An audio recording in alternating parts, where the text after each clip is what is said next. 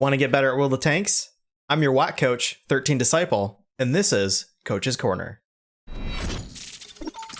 Alright, welcome back guys. Today we are featuring Treeburst in his Grille 15 on Ruinberg. Alright, let's take a look at the team lineup real quick here. Zoom in on this. Okay, first thing we need to note is that this is a 3-tier lineup and there are only 3 tier 10s, 2 of which are arty. So it's extremely important that we know that our team is relying on us to do a lot of damage this game in order to carry a win. There are a good amount of tier 9s which will assist on both teams here. Really what we need to recognize is that there's 3 artillery, so that tells me that playing the field might be relatively dangerous, as it can be really difficult for artillery to get shots in the city in certain areas. So when they don't have shots in the city, they just start shooting at targets that are in the field, especially targets that are, dark, or they could start taking blind shots if they get especially bored. So keep an open mind on that. There are 2 tier 9 autoloaders, including the tier 8, so we definitely don't want to be caught out in the open without any hard cover to duck behind. And we especially want to be afraid of this 183, as the 183 could one-shot you potentially. So with that said, let's take a look at the minimap.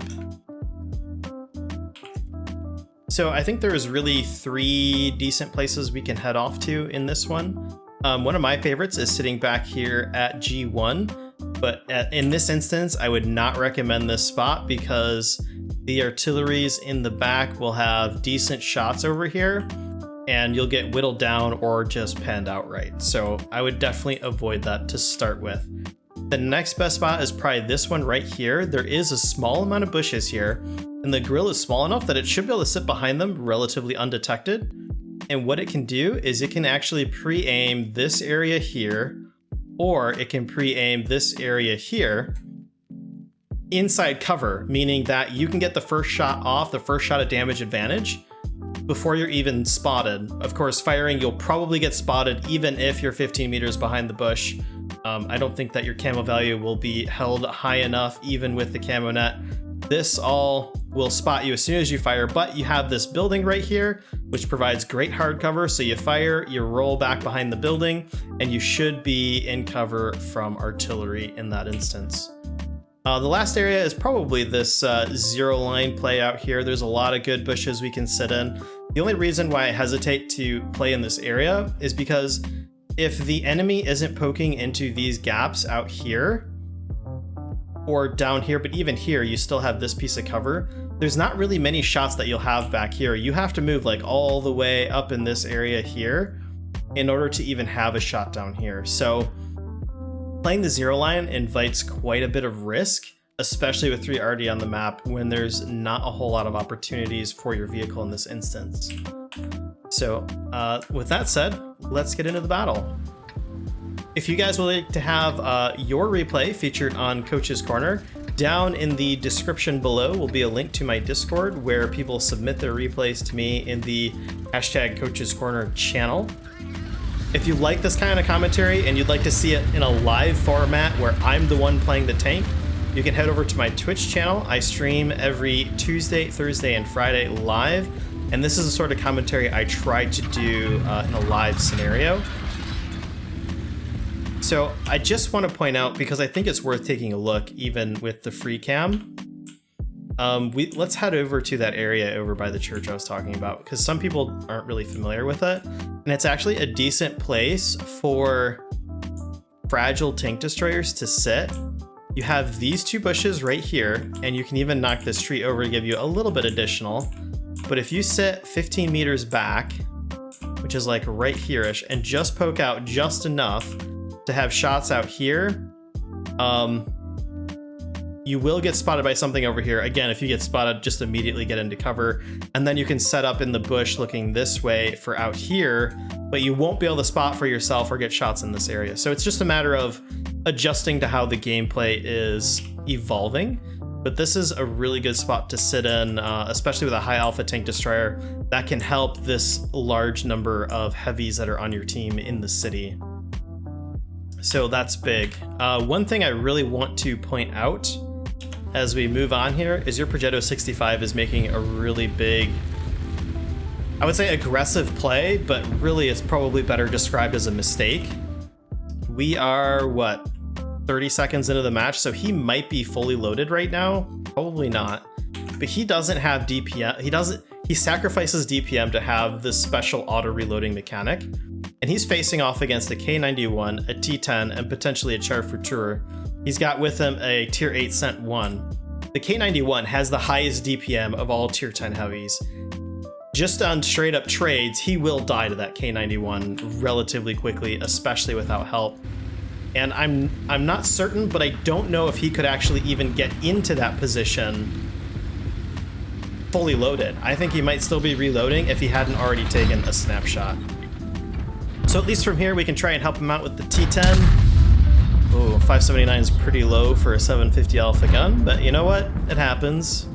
We missed an opportunity on the K91. He's actually pretty low on health, which is good for your team.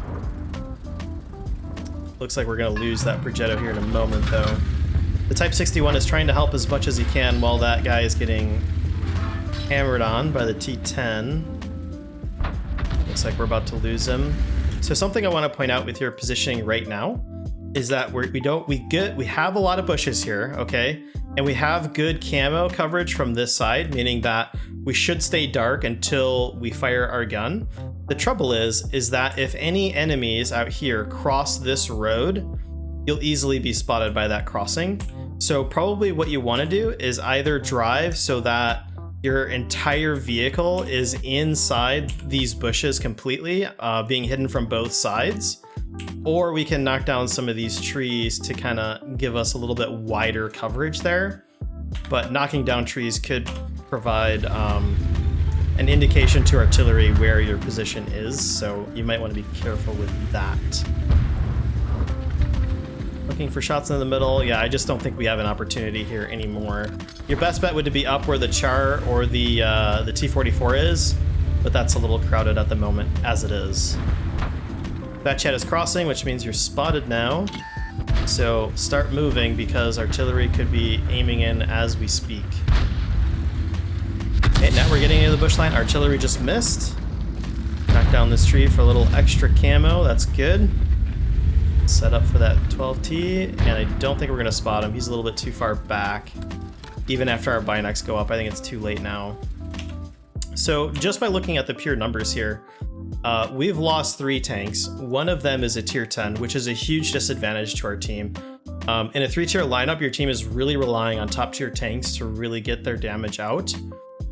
With so many heavies committed into the city, especially tier 9 heavies, I feel like just completely relocating right now and getting into this area doesn't really matter which lane you go down, this one, this one, this one, or this one. As long as you can get your gun in the game and you can help those heavies live a little bit longer, you may be able to actually win this area. Depending on if this 183 has come down here, you could even push into them. Either here or, well, not here because there's a lot in the middle. But you could technically cross, get safe next to this building, and as a group push into them, but it could be hard to coordinate that. Because right now you're not really winning either side of the map, and you're kind of down on tanks.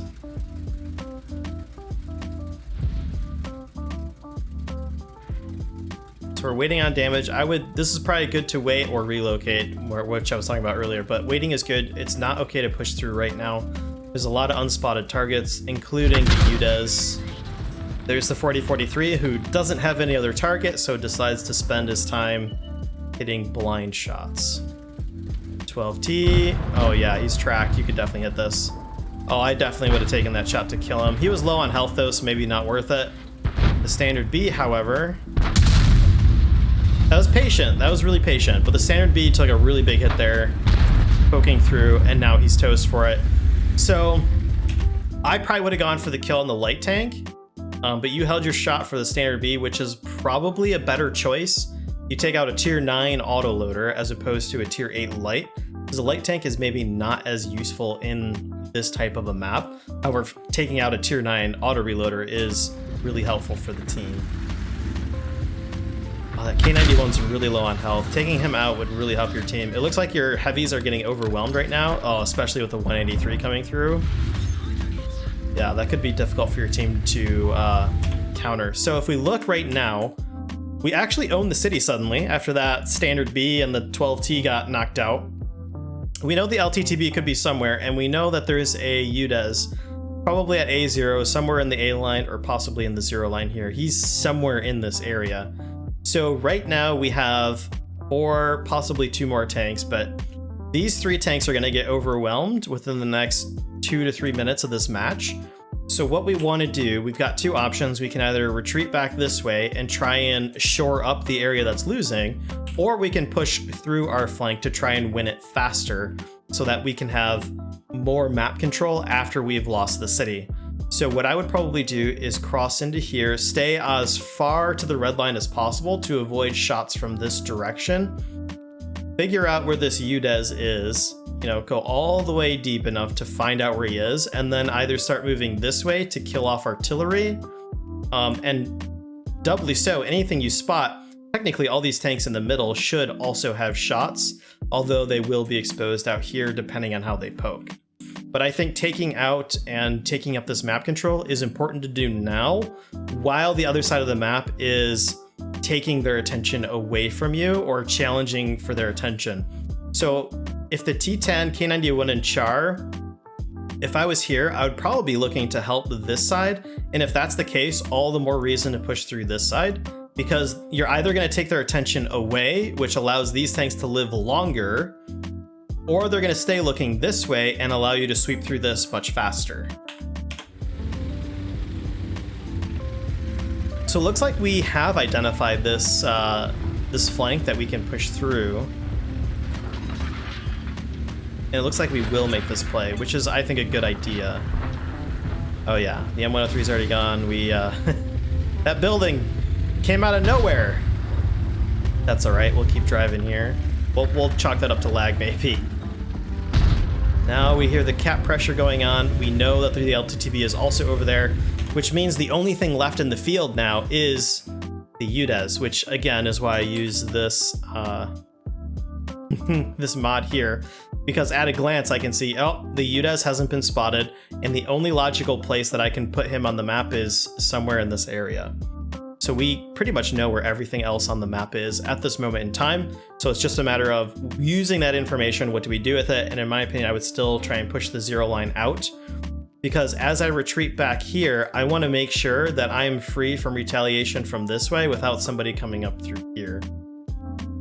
So yeah, I would definitely keep pushing through, but it looks like we're changing our mind and turning around here.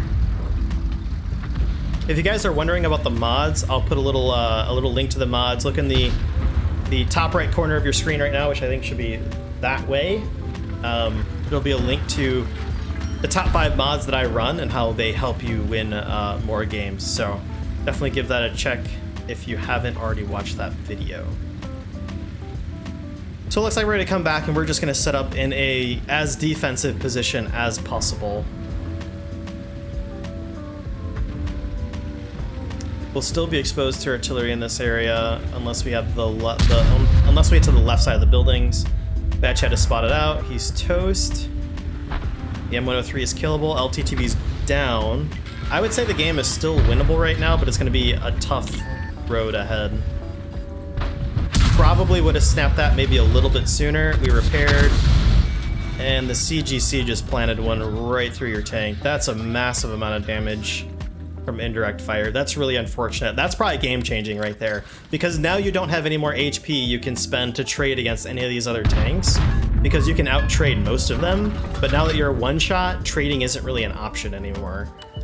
So maybe that's part of our mistake for being out in the field. Perhaps a better position would have been like right here next to this building, so that, again, we don't have that angle of fire. Or if we had done what I suggested earlier and cleared out this area, maybe then artillery wouldn't have been a factor this late into the game. See, we've got the M103. Oh, you got really lucky on that shot there. So the destructible cover was covering the outline of the tank, but you could have shot through that cover because you have AP loaded, and you would have hit his track wheel, which at least would have tracked him you were really lucky that that shot even hit where it did, but I probably would have moved a little bit to the right and a little bit down so that more of the penetratable area of his tank was within my reticle. So if it scattered a little bit left or right, it would still penetrate.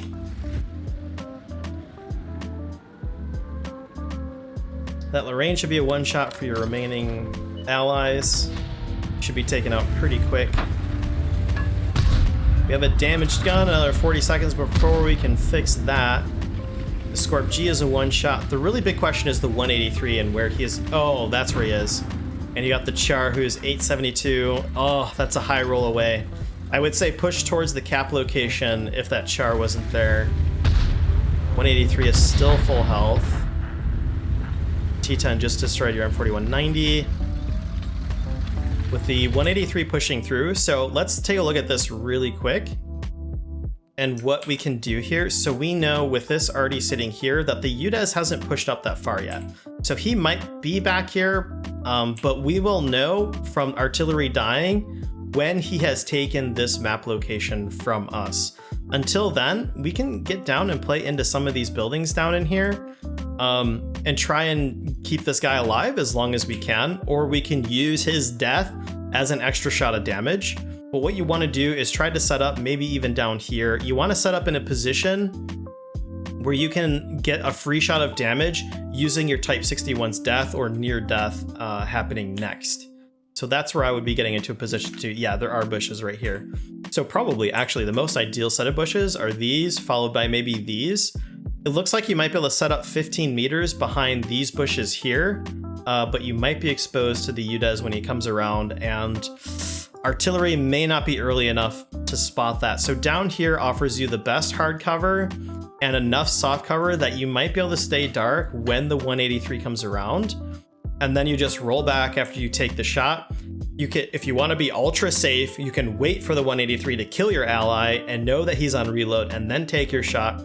Or you can take your shot before he gets the shot on the Type 61, which will take his attention away, and you'll either get hit by him, allowing your Type 61 to get more damage in. It's really a crapshoot, and up to you how you want to play it. But you want to get into a position to take advantage of your ally who's about to die. Either way you play it, it should be at least a free shot of damage. So I see we're trying to line up the shot here, but we don't have supporting fire on the Type 61. So the Type 61 is going to die, and the 183 is not going to take damage for doing it, which is unfortunate because we're in a position to make him pay for killing one of our allies. Though we won't kill him, we'll get him into it. He's basically a two-shot right now. If we had gotten a shot in right now, he would then be one shot away from death. So right now it's not looking pretty good at all. We have a T-44 and Char. It looks like the Char might be on reload. Otherwise, he'd probably be helping the T-44 right now. We're still trying to sit in this bush, which provides us camo to the left, but not straight ahead. And like I said, the artillery did spot that UDES. Even if they didn't spot the UDES, just them dying to the UDES pretty much tells us where he is. So here's the 183 coming out. We need to get a shot into him before he can get... I don't think he's looking this way. That T10 is to our right. Ooh. So he gets hit here, and he does die, which is big. Looks like we're going to set up for the T10 next. Oh, the Char to our left. Let's try and get a shot on the Char. That's more important than the T10 right now. Yes, this is good. Stay here. It's going to come to the left window. No, why are you turning? No! So your spidey sense was telling you, look for the T10, look for the T10. It's probably not super important, but I do want to point this out so that you can think about it in the future. The Char has 390 alpha and a 4-second reload, and he's facing a Char that also has 390 alpha and a 4-second reload. If you kill their Char, our Char can now go after a one-shot tank or a one-shot tank. I think he's a two-shot, the Scorpion G. In any case, for the Char to kill the enemy Char, he's going to take a hit of damage, okay? If you had been able to take this guy out at the moment of your death or right before you died, the Char would actually have a winning chance in this scenario, in my opinion. Maybe it would be the enemy team would have to make a lot of mistakes, but the T10 is a one-shot, so he could go after him next, okay? And then after that, The Scorpion G is like a 3-shot. You might be able to outspot him or just take the hit from him. At 680, you can probably take 1 hit from the Scorpion G and stay alive, which then that just leaves the Udes. Probably won't live against the Udes, especially if he's just camping, but you might be able to force the Udes to come towards you if you get cap pressure on, or you can go clean up artillery. Again, this is all just theoretical. I'm just saying it would have been better to just stay aimed on the Char until you got proxied by the T10, but even then, you'd probably still have a better opportunity to get shot on the Char. Yeah, so hopefully you guys found some value in this Coach's Corner. If you guys enjoy this video series, make sure you subscribe to the channel, like the video, and actually, I don't play the Grille all that often, so if you have suggestions or recommendations on some of the better positions in this map, please tell me in the comments, because I'm always looking for more information that I can add to my repertoire, so that when I do these types of videos, there's even more information and more value for you as viewers. So anyways, guys, I'm gonna head out of here, and we'll catch you in the next Coach's Corner. Thanks again, Treeburst.